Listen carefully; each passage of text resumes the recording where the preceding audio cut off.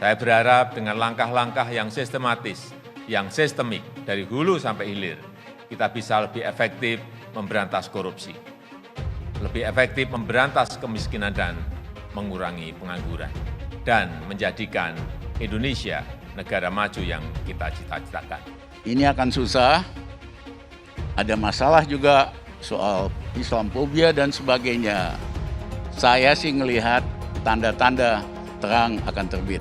Ini menunjukkan yang kuasa semakin panik, semakin tidak percaya diri, semangat otoriternya semakin menggebu-gebu, takut sama bayangannya sendiri. Berharap Pak Jokowi datang dengan kerendahan hati untuk carilah informasi yang benar. Orang-orang di sekitar Anda sedang berlomba-lomba untuk merebut jabatan. Kenapa sih dari sekarang sampai sekarang ini tidak ada panggilan untuk rekonsiliasi gitu? Sombong terus gitu. Silahkan pasang wajah beliau. Saya jamin 1 jam kemudian terhapuslah oleh Facebook, Twitter, Instagram. Ada apa? Kok sebegitu ditakuti? Saya mohon sekali kepada pihak-pihak yang telah seperti itu, mohon cabut. Ingat, darah ulama itu beracun. Tadi tentang Babe bilang tentang foto Habib Rizik kalau diposting di IG sama di Facebook langsung dihapus, itu karena disebabkan oleh ini. Ini kalau di Google ada www.trackingterrorism.org dan di sini, afwan ya Bang, di situs ini FPI itu dikategorikan sebagai terrorist organization. Saya katakan kalau negara tidak mampu menegakkan keadilan hukum, maka tinggal nunggu kehancurannya. Ada Habib Muhammad Rizik Syihab, imam besar kami, yang saat sekarang ini ditahan di Polda Metro Jaya. Ayo kepada segenap simpatisan, segenap para pejuang, kita berjuang bersama-sama. Itu adalah ketidakadilan. Ketidakadilan ini sumber daripada kelemahan negara. Maka kita minta keadilan di sini. Termasuk juga ya tanpa pandang bulu, hukum harus berlaku untuk semua. Kalau dia seorang imam, betul-betul imam betulan, kenapa dia tidak bisa kontrol masyarakatnya ataupun umatnya? Apapun juga yang menjual agama atau menggunakan agama untuk memecah belah umat, itu harus segera dibereskan. Karena agama itu dijual, dipolitisasi untuk politik. Itu yang nggak boleh terjadi. Ujaran penggal kepala, apa itu bukan ujaran yang membahayakan? Dan sekarang kalau memang dia betul-betul ulama dan imam yang betul, bukan imam abal-abal, kok kontrol dong umatnya. Mengontrol umat saja nggak mampu gitu loh. Nggak boleh sekali lagi ormas mengalahkan negara. Negara harus mengalahkan ormas. Dan percayalah, sebagai penutup, yang kalau Anda menjolim saya, yang Anda lawan adalah Tuhan yang Maha Kuasa, Maha Esa. Dan saya akan buktikan satu persatu dipermalukan nanti. Terima kasih. Ditangkap di borgol, di penjara. Nah, Ustaz Mahir tak masuk, Ustaz Gus Nur masuk, nampakku kau tak lama lagi gitu. Tak takut saya, paling pantang saya diancam-ancam. Belum kenal kan sama. Serahkan senjata. Baik, kita akan bawa senjata, kita serahin. Kita serahkan sebagian senjata kita. Kita simpan sebagian yang lain untuk jaga-jaga, sudah. Kira-kira jelas tidak? Nggak bisa, saudara. Kami tidak akan biarkan mereka tidur tenang. Tapi mereka lari gelombang semut. Wah, dia ngomong, Habib, musuh punya pistol, kita nggak punya. Kadang-kadang intelnya SD nggak lulus sih. Betul? Betul? Kalaupun mati, cuma 6 orang yang mati. Sisanya 1000 yang punya pistol habisin. Kita tantang mereka untuk perang melawan kita. Kau pakai parang, kita pakai parang. Kau pakai bedil, kita pakai bedil. Kau pakai granat, kita pakai granat. Kau pakai amunisi, kami juga punya amunisi. 7 hari, 7 malam, pecah perang. Tidak mau diajak revolusi akhlak. Sudah saatnya umat akan melakukan jihad untuk kembali memerdekakan Indonesia, saudara. Takbir, takbir, takbir, siap revolusi. Jadi kalau ada ulama yang ngomongnya kasar, ulama bukan itu, bukan ulama. Ada satu jenderal bicara di televisi, Ditanya, apa sih ciri teroris? Apa dia jawab? Ya ciri teroris itu yang menerapkan syariat Islam. Astagfirullahaladzim. Maka saksikanlah, hei dunia, hei jin dan manusia, saya adalah termasuk golongan terorisme. Habib Rizik, nopo? Yang terhormat Gus Dur yang selalu menyebut saya teroris lokal. Gus Dur itu buta mata juga buta hati. Gus Dur menyatakan bahwa FPI harus bubar. Tapi alhamdulillah dengan pertolongan Allah, 4 bulan kemudian bukan FPI yang bubar, tapi Gus Dur yang bubar, jatuh dari kekuasaannya. Ya Habib, kita kalau jadi presiden aja nggak bisa bubarkan FPI, bagaimana sekarang mau bubarkan FPI? Boleh nggak Habib menghina orang lain? Nggak boleh.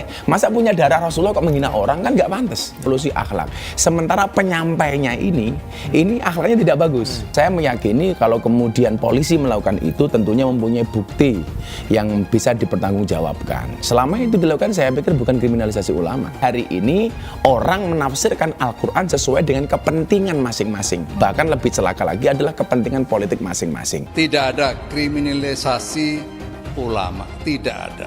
Yang dikriminalisasi adalah mereka-mereka yang memiliki kesalahan. Presiden tidak minta maaf, menteri tidak minta maaf, kami akan ajak umat Islam rame-rame turun, kita demo kepung istana presiden supaya tidak kurang ajar. Takbir! Presiden goblok, udah menteri agamanya saudara sesat, kurang ajar, korinya dajjal, istananya menjadi istana iblis. Kalau saya ajak turun kepung istana, siap tidak? Siap tidak? Takbir! Kalau ikut Pancasila Bung Karno, sila ketuhanan dipantat saudara. Video azan cuman hayya 'alal shalah diganti hayya 'alal jihad. Jadi nanti yang jawab Allahu Akbar ataupun hayya 'alal jihad juga. Anda tunggu sekarang Bang Riz. Hayya 'alal jihad. Hayya 'alal jihad. Seumur hidup saya belum pernah lihat ada orang adzan kok kayak gitu. Adzan kok seruan untuk sholat diganti seruan untuk jihad. Nah, ini sesuatu yang sangat bertentangan ya dengan ajaran Nabi Muhammad SAW. Kalau ada sesuatu ya selesaikan sesegera mungkin. Jangan dia ditunggu sampai meningkat. Tadi kan ditunggu sampai meningkat. Sebenarnya dari dia datang pun sudah ada pelanggaran kan. Dari awal itu sudah seperti itu. Ya, baliho juga sesegera mungkin turun dengan. Tidak ada sedikit pun niat untuk melakukan tindakan-tindakan di luar konstitusi. Tidak ada imajinasi untuk melakukan pemberontakan apalagi. Kenapa Habib Rizik dijadikan musuh? Copot segera Pangdam Jaya. Jadi kalau tentara dan polisi nggak bisa menegakkan hukum di sana, nggak berani untuk menangkap para pelaku, suruh pakai BH sama rok. Saya mau tanya, namanya kita ganti jangan? Jadi apa? Jadi apa? Teriak yang serempak, lebih keras, lebih kompak. Jokowi kita ganti namanya menjadi Jokodok, sudah. Setuju? Siap turunkan Jokodok. Siap turunkan Jokodok. Siap lengserkan Jokodok. Takbir. Siap turunkan Jokodok. Apa pantas odok mendok di istana? Siap keluarkan dari istana. Siap lengserkan. Takbir. Siap serbu istana. Siap serbu istana. Siap ambil alih kekuasaan. Takbir. Kalau besok terjadi lagi peristiwa penyerangan terhadap umat Islam, saya minta kepada umat Islam tidak usah nunggu pemerintah, bunuh semua pendeta yang terlibat, saudara. Takbir. Berani bunuh pendeta-pendeta radikal, berani habisi Kristen radikal. Takbir. Berani, benar, dan berani. Pelanggaran itu ditindak sesegera mungkin. Dalam waktu kurang dari 24 jam, Pemprov DKI menegakkan aturan. Artinya yang melanggar ya harus tindak. Itulah yang kita lakukan. Kalau ada satu gambar binatang, terus ditulis Habib Rizik, berarti itu menghina saya sebagai binatang. Walaupun itu gambar bukan gambar saya, saudara. Itu penghinaan kepada Nabi alaihi salatu wassalam. Boleh kita menghina Yesus mereka. Apa boleh kita menghina Tuhan mereka? Yang menghina Nabi, menghina Islam, menghina ulama, proses, betul. Kalau tidak diproses, jangan salahkan umat Islam kalau besok kepalanya ditemukan di jalanan, saudara. Takbir, takbir, siap bela Nabi, siap bela Nabi, siap mati untuk Rasulullah. Takbir. Kita doakan Habib Rizik, Allah Ta'ala panjangkan umur. Jadi pemimpin insya Allah di Indonesia. Yang kedua, Allah pendekkan umur Megawati Jokowi. Al-Fatihah. Ada lonte hina Habib. Sampai lonte ikut-ikutan ngomong. Lonte hina Habib digagak polisi. Ditangkap enggak? Dijagain. Jangan-jangan minta jatah kali.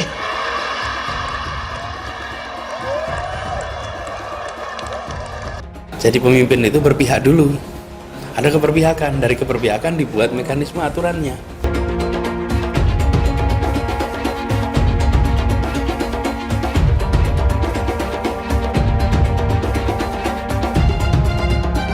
Maka konsekuensinya kita bisa menyaksikan lonjakan kasus seakan kita kembali ke bulan-bulan sebelumnya. Dan bila itu sampai terjadi, maka Pemprov DKI Jakarta, gugus tugas DKI Jakarta tidak akan ragu, tidak menunda untuk menggunakan kewenangannya, menghentikan kegiatan sosial ekonomi di masa transisi ini. Rakyat kecil yang nggak patuh protokol kesehatan didenda. Giliran ada yang bikin kerumunan, ribuan orang berkali-kali dibiarkan. Ada yang dari luar, gubernurnya malah sowan. Kenapa takut?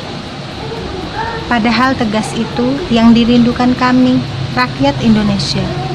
Gubernur goblok. Berpotensi besar untuk melarikan diri. Itu yang nggak boleh kita lupa tuh. Untuk segera ditahan.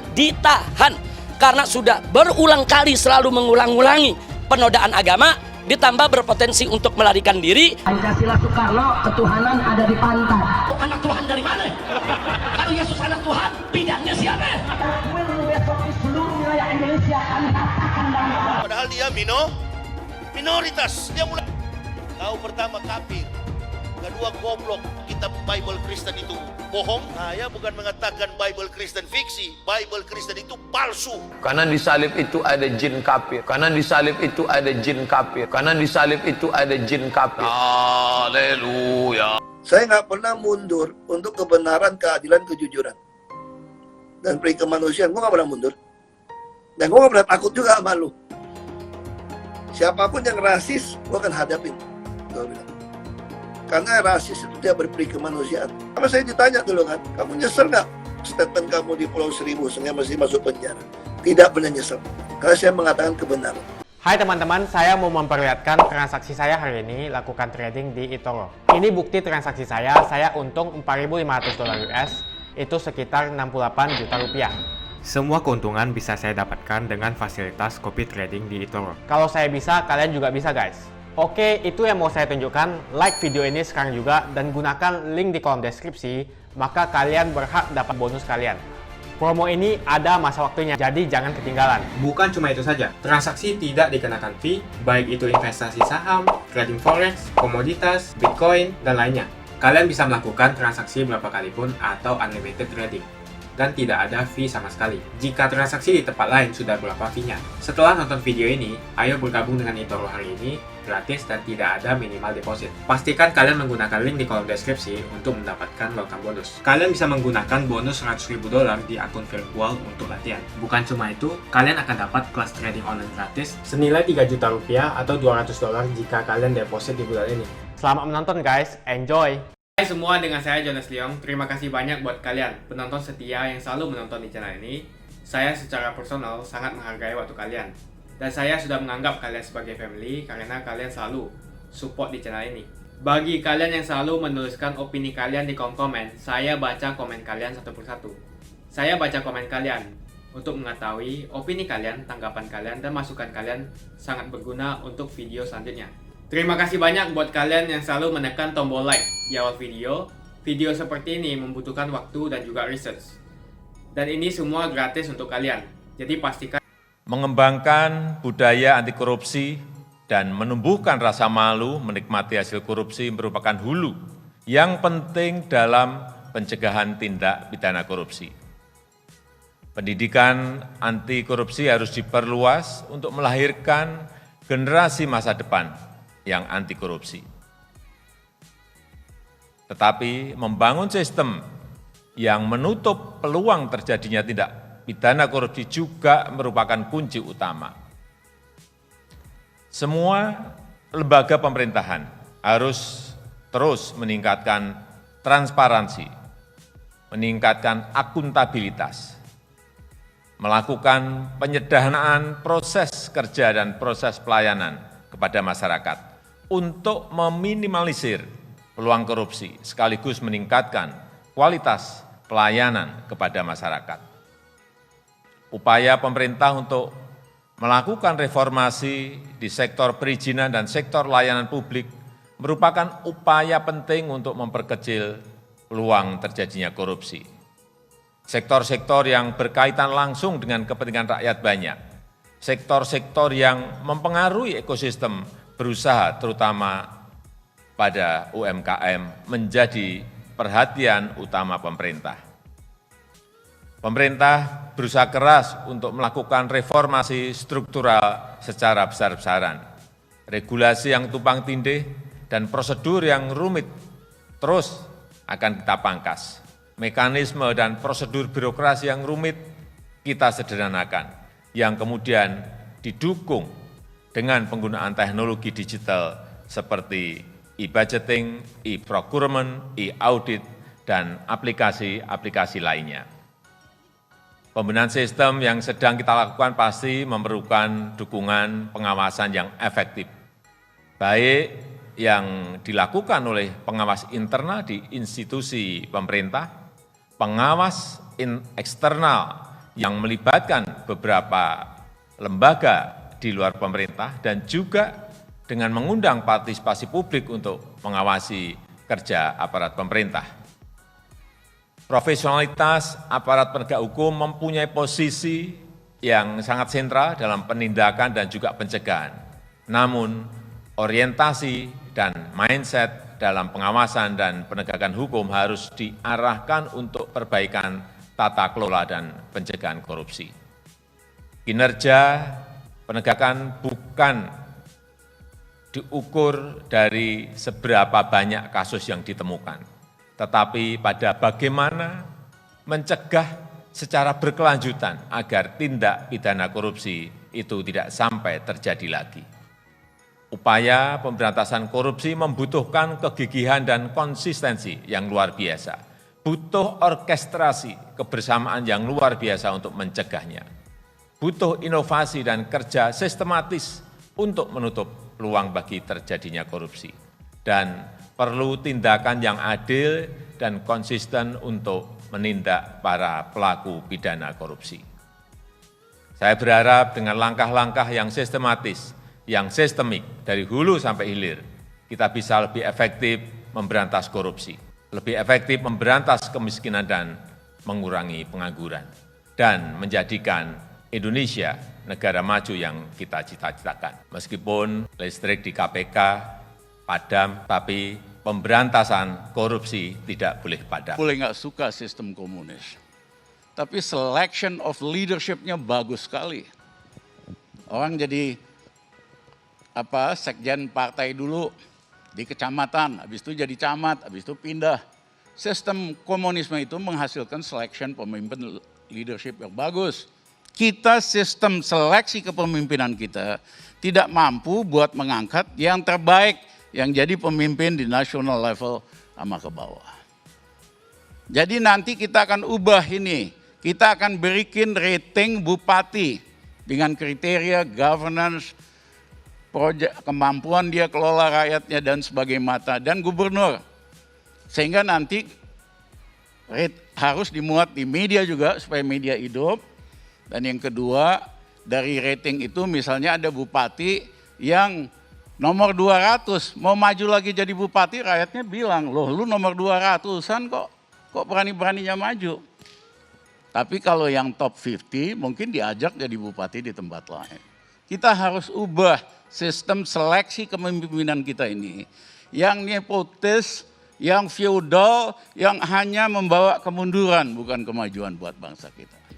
Nah saya khawatir ini udah 6 tahun permainannya masih sama. Yang dapat bisnis kartu sih untung, dapat pertransaksi uang dan sebagainya. Pejabat Jokowi hari ini, para menterinya ada 2 kategori. 1 lagi mempersiapkan ngumpulin uang pensiun. Karena 3 tahun lagi Pak Jokowi udah nggak jadi apa-apa. Nah karena yang di hire itu kebanyakan KW2 atau KW3, dia pasti kalau udah nggak Jokowi nggak kuasa nggak jadi apa-apa. Makanya dia sibuk ngumpulin uang untuk pensiun. Nah yang kedua yang melakukan akumulasi politik selain finansial, yang punya ambisi setelah 2024. Ini akan susah, ada masalah juga soal Islamophobia dan sebagainya. Saya sih ngelihat tanda-tanda terang akan terbit. Ini menunjukkan yang kuasa semakin panik, semakin tidak percaya diri, semangat otoriternya semakin menggebu-gebu, takut sama bayangannya sendiri. Mau masuk penjara, mau ditembak juga nggak ada masalah. Itu waktunya jadwal-jadwal Tuhan, itu bukan jadwal manusia. Tapi yang kita khawatirkan adalah kenapa sih dari sekarang sampai sekarang ini tidak ada panggilan untuk rekonsiliasi gitu. Sombong terus gitu. Ini kasus pembunuhan 6 orang tuh. Sederhana, apa sih masalahnya? Saya dengar dari HRS mau pulang dijemput keluarganya, tapi ada pejabat nantang, dia itu tokoh kecil, nggak usah dianggap, nggak ada yang datang. Akhirnya datang orang ribuan. Begitu orang datang ribuan, yang nyambut dianggap salah. Poldanya dipecat. Dia kawinan, orang pergi kawinan bukan mau hadir, ada yang belum beres. Kemarahan itu nggak selesai, lu nantang sih sebagai negara. Gitu. Akhirnya orang datang, rame lagi, pengajian rame lagi. Terjadilah tragedi ini yang kita tidak berani bicarakan karena ini bisa mengantarkan banyak orang masuk penjara. Wartawan menginvestigasi, dipanggil, salah ngomong dipanggil. Ini kerendahan hati ini nggak muncul gitu ya. Saya terus terang, tools kita untuk menghadapi krisis ini besar. Saya percaya kepada negara Pancasila ini. Karena ada agama dan negara sekaligus di dalamnya. 2 kekuatan utama yang hanya dimiliki oleh bangsa Indonesia. Di tempat lain itu tidak bisa disatukan, kita bisa menyatukannya. Saya percaya bahwa kita kuat dan kita akan keluar dari krisis ini. Tapi belum ada kerendahan hati untuk menerima dan mengajak semua bangsa ini, ayo kita keluar dari krisis ini sama-sama. Mari kita atur supaya kita terus bisa bersaudara dan bersatu. Tapi pecah terus ini, sampai hari ini saya lihat tone-nya itu masih belagu, masih ngajak berantem, masih gagah-gagahan gitu. Kurang ajar ya, dia kira dia akan terus di situ gitu. Jadi saya kira nggak ngerti kita lagi cara ngomongnya, tapi kita tinggal mengetuk hati satu orang saja. Berharap Pak Jokowi datang dengan kerendahan hati untuk carilah informasi yang benar. Orang-orang di sekitar Anda sedang berlomba-lomba untuk merebut jabatan, mengangkangi jabatannya untuk kepentingan pribadi, untuk climbing ke tempat yang lebih tinggi. Orang-orang itu tidak peduli dengan masa depan, apakah suatu hari presiden akan dipanggil ke Mahkamah HAM atau tidak. Yang penting hari ini dia menang. Orang-orang di sekitar Anda tidak jujur. Dengarlah orang-orang yang jujur, yang berbicara dengan hatinya. Dan untuk itu bukalah ruang publik. Biarkan orang bicara apa adanya. Jangan orang berbicara berbeda dengan aparat, dengan pemerintah masuk penjara. Sebab ini adalah awal bencana. Ya berarti memang kita tidak punya kapasitas untuk menggunakan Pancasila ini sebagai jalan keluar. Dan ini bisa menjadi akhir gitu. Jadi saya menghimbau semua pihak, rekonsiliatif lah. Jangan lagi lah pertunjukkan kesombongan karena kita lagi memiliki masalah lain. Tunjukkanlah kesadaran bahwa rakyat di tingkat paling bawah itu berada di titik api yang bisa suatu hari menjadi terbakar apabila tidak ada pertolongan. Kalian menekan tombol like-nya supaya saya mengetahui kalian menyukai konten yang saya bagikan. 4 tokoh yang sangat berpengaruh di Indonesia. Itu Pak Jokowi, Ibu Megawati, Pak Prabowo, dan Pak Surya Paloh. Saya nggak menyalahkan itu, tapi lupa semua. Kalau Pak Jokowi mengundang seluruh rakyatnya untuk berkumpul, jumlahnya berapa orang? Kalau Pak Prabowo juga, kalau Ibu Megawati juga, dan Pak Surya Paloh juga. Mereka semua lupa bahwa ini ada semua karena satu orang figur. Yang kelima yang berpengaruh di Indonesia adalah Habib Rizik Syihab. Ulama itu pasti oposisi. Ketika dia tidak oposisi, berhenti dia sebagai ulama. Dari Habib Rizik dan dari semuanya. Sebagai negarawan yang berpancasila, yang menurut pendapat saya sampai saat ini belum ada orang yang bisa menjelaskan Pancasila sehebat beliau. Jadi teman-teman sekalian, ya stop di sini harusnya. 212 ditakuti keberadaannya. Kalau enggak, Facebook, Twitter, Instagram tidak menghapus wajah beliau. Silahkan pasang wajah beliau. Saya jamin 1 jam kemudian terhapuslah oleh Facebook, Twitter, Instagram. Ada apa? Kok sebegitu ditakuti? Pirsawan yang ada, silahkan masukkan 1 gambar Habib Rizik di Facebook, Twitter, atau Instagram. Katakan saja apapun, misalnya Pancasilais atau apapun silahkan. Dan apa yang terjadi lihat, gitu, apa yang terjadi. Terus kalau disebut teroris, itu labelnya dari mana? Justru ini akan menimbulkan satu wacana baru, jangan-jangan siapa yang melabelin. Saya mohon sekali kepada pihak-pihak yang telah seperti itu, mohon cabut. Ingat, darah ulama itu beracun. Tadi tentang Babe bilang tentang foto Habib Rizik kalau diposting di IG sama di Facebook langsung dihapus, itu benar-benar. Tapi ini sekedar meluruskan karena kemarin saya sempat somasi Facebook dan lawyer saya sempat balas-balesan sama lawyernya Facebook. Jadi kita ngerti sedikit, ada komunikasi. Itu tidak ada Afwan itu tidak ada hubungannya sama pemerintah ataupun aparat penegak hukum di sini, keputusan Facebook itu. Itu karena disebabkan oleh ini. Ini kalau di Google ada www.trackingterrorism.org, lembaga dunia yang memantau terorisme namanya TRAC, Track Terrorism Research Analysis Consortium, dan ini dipakai jadi referensi oleh lembaga-lembaga dunia termasuk sama Facebook. Dan di sini, Afwan ya Bang, di situs ini FPI itu dikategorikan sebagai terrorist organization. Ini yang dijadikan dasar penghapusan fotonya Habib Rizik di Facebook dan IG. Permadi Aryani memang dia memang jago agitprop namanya, agitasi dan proposal. Jadi nakut-nakutin orang supaya dapat kerjaan untuk membangun opini yang lain. Jadi itu pekerjaan dia memang. Jadi dia memang bekerja, makanya dia influencer, memang memberikan surat atau notice kepada pihak pengelola Facebook di Indonesia ini supaya hal-hal yang terkait dengan gerakan 212 terutama foto-foto Habib Rizik itu di drop. Itu fakta. Ini fakta hukum. Jadi kalau dia ngomong tadi itu dia memang bagian kulit luar lah memang begitu. Kita maklum lah itu begitu. Wah, dia ngomong, Habib musuh punya pistol, kita nggak punya. Kadang-kadang intelnya SD nggak lulus sih. Bisa menegakkan hukum di sana, nggak berani untuk menangkap para pelaku, suruh pakai BH sama rok. Besok tentara dan polisi yang kalau anak Tuhan dari mana? Kalau Yesus anak Tuhan, bidangnya siapa? Besok di seluruh wilayah Indonesia kami katakan orang-orang Bali di berbagai wilayah kami kumpulkan, kami pulangkan ke Bali. Pancasila Soekarno, ketuhanan ada di pantat. Presiden goblok. Udah menteri agamanya saudara sesat, kurang ajar, korinya dajjal, istananya menjadi istana iblis. Hai teman-teman, kalian sudah membuka akun untuk melakukan investasi atau trading? Jika belum, membuka rekening di eToro gratis loh. Bahkan cuma butuh 5 menit saja. Cepat dan simple.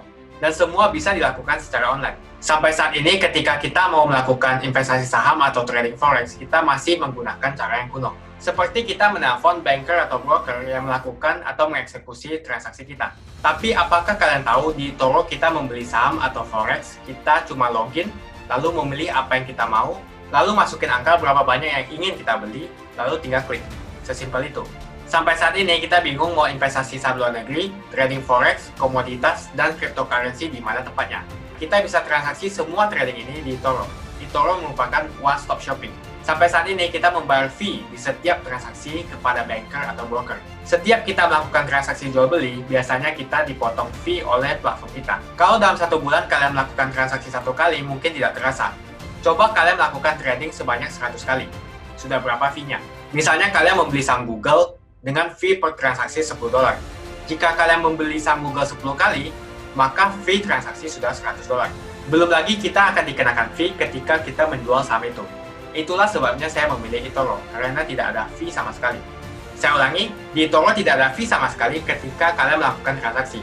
Dan yang kedua, kalian bisa melakukan unlimited trading atau trading sebanyak apapun. Ya, kalian bisa melakukan trading 10 kali, 100 kali, 1000 kali dalam sehari tanpa dikenakan fee. Jadi berapa banyak uang yang kita hemat dari fee saja.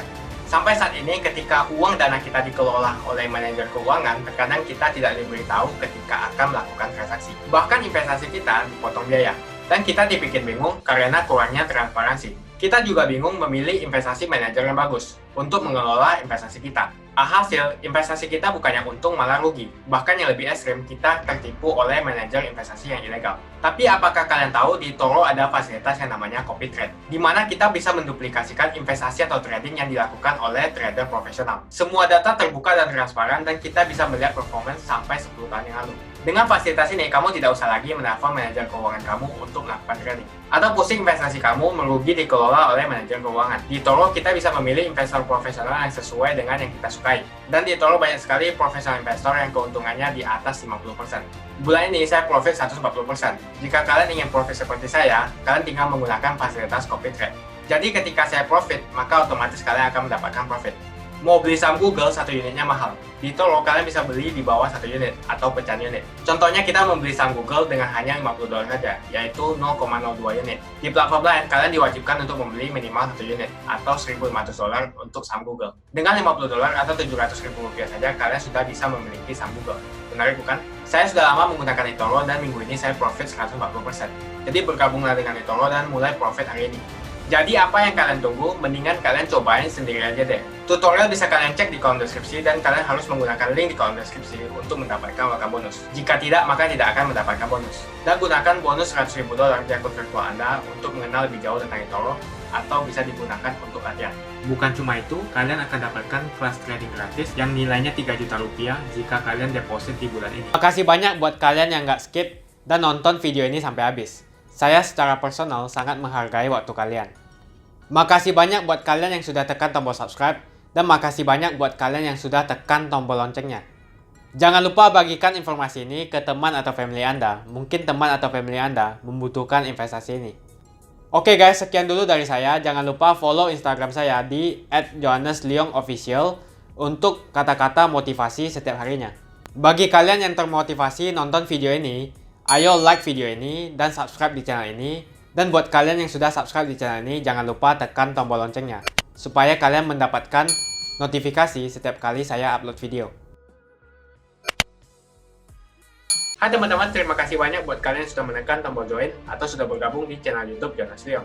Ini adalah salah satu feature dari YouTube di mana kalian bisa mensupport channel Jonas Leong untuk lebih semangat membuat konten-konten lainnya. Apa kelebihan ketika kalian join membernya Jonas Leong? Yang pertama, kalian akan mendapatkan badge atau tanda khusus untuk kalian semua, seperti ini. Kita mulai dari new member, 1 bulan, 2 bulan, 6 bulan, 1 tahun, dan juga 2 tahun. Jadi semakin lama kalian berlangganan dengan membershipnya Jonas Leong, maka badge Anda akan berevolusi menjadi lebih bagus dan menjadi lebih baik lagi. Yang kedua, kalian bisa menggunakan banyak emoticon yang bisa Anda pakai, seperti ini. Jadi kalian bisa berekspresi menggunakan emoticon yang sudah saya sesuaikan untuk kalian semua pendukung Jonas Leong. Tentu saja ada perbedaan antara orang yang belum membership dan sudah. Dari segi tampilan nama yang di-highlight dan juga logo di samping nama ketika Anda komen. Dan juga komen kalian akan lebih sering saya reply dan juga akan saya pin atau feature di setiap video. Buat kalian yang tidak bisa ikutan atau bergabung membership, tidak masalah. Karena dengan Anda menonton dan juga subscribe channel YouTube Jonas Leong, dengan cara like dan juga komen channel YouTube Jonas Leong, itu sudah cukup untuk mensupport channel Jonas Leong. Ini adalah feature di mana kalian ingin mensupport channel YouTube Jonas Leong secara lebih lagi. Oke teman-teman, terima kasih banyak untuk support yang kalian berikan kepada channel YouTube Jonas Leong.